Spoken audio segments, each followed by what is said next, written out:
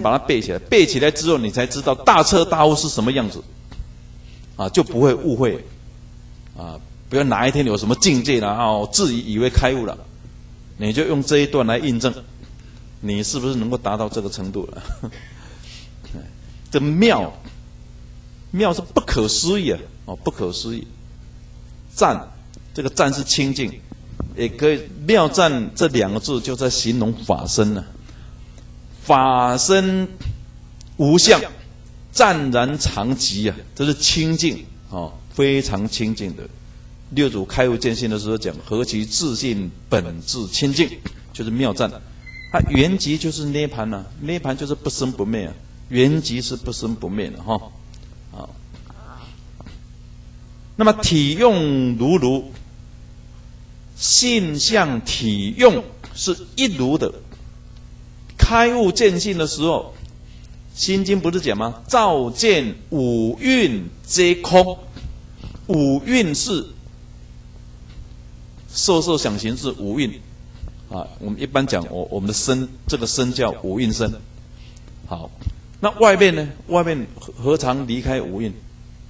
啊，五蕴有一个色，啊，色就是我们的肉体嘛，内四大嘛，色。还包括地水火风，啊，内四大，还有我们外面的身外物呢？身外物有没有离开地水火风？身外物也没有离开地水火风啊。坚硬的东西叫地嘛，水呢液体嘛，火温度嘛，啊，风啊流动的空气，这个叫风嘛。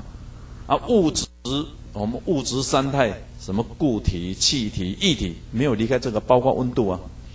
所以一切环境都包括在内了，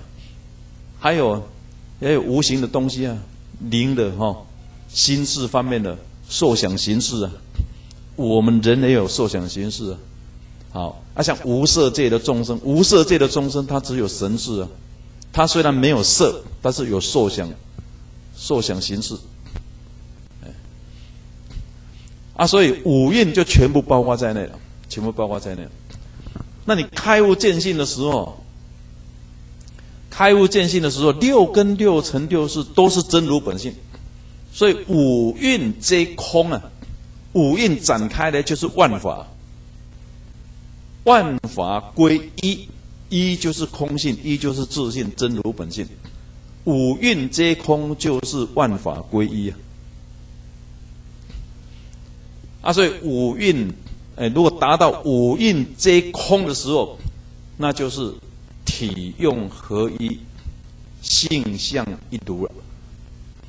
啊，性跟相，性是我们真如本性嘛。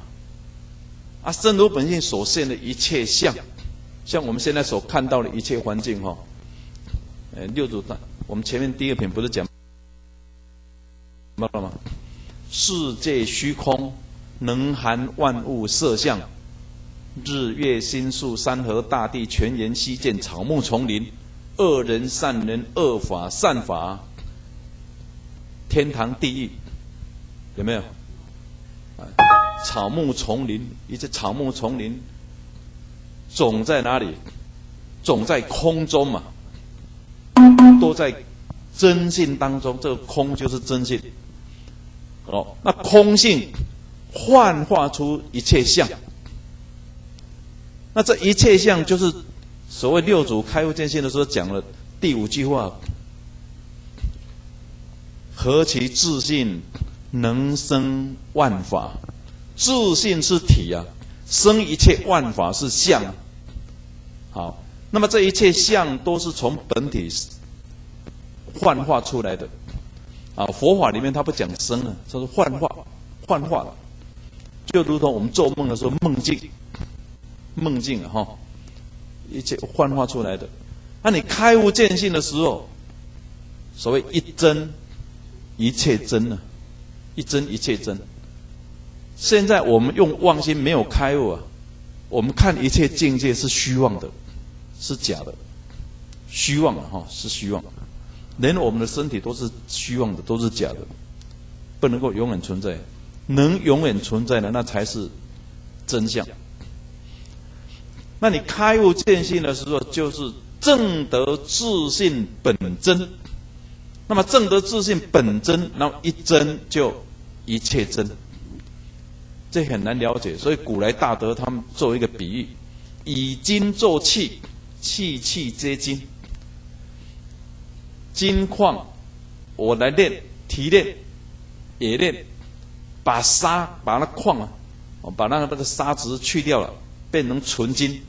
这一块纯金，我不管做什么东西，我不管变化成什么相，阿狗阿猫项链什么戒指，金子是真的。我用真金所做成的一切相用都是什么？都是真的，都是金。那叫体跟用合一，性跟相一如，体用合一，性相一如，这个就是如来的真实义。所以开经记讲愿解如来真实义，就是体用合一，性相